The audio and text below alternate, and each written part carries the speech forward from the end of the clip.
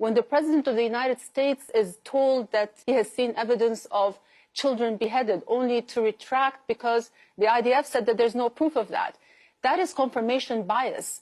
Even at your network, Christian, you know, the CNN website at the beginning of the conflict reported a headline, Israeli children found butchered in an Israeli kibbutz. And when you read through the story, it hasn't been independently verified. Now, my question to you, would you publish such a damning yet unverified claim made by a Palestinian? Why is the narrative always skewed to the Israeli side? The Western media and policymakers are quick to adopt the Israeli narrative. When Israel attacks, Palestinians die.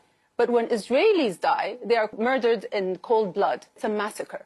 Even like on October 7th, we've seen the situation described as savagery, barbaric, bloodthirsty. But we're not seeing that terminology describing the situation today, even though the atrocities are of greater magnitude. Israel commits these atrocities. It comes under the banner of self-defense. But when there's a violence by Palestinians, it is immediately called terrorism. Is the word terrorist just reserved exclusively for Muslims and Arabs? These are not two equal people in the conflict. One is an occupier and one is the occupied. One has a military, one of the mightiest in the world, and the other doesn't have military at all. Do our lives matter less? Why is it that when people are coming to represent the Palestinian issue, at the top of an interview, they have to have their humanity cross-examined? They have to present their moral credentials. You know, do you condemn?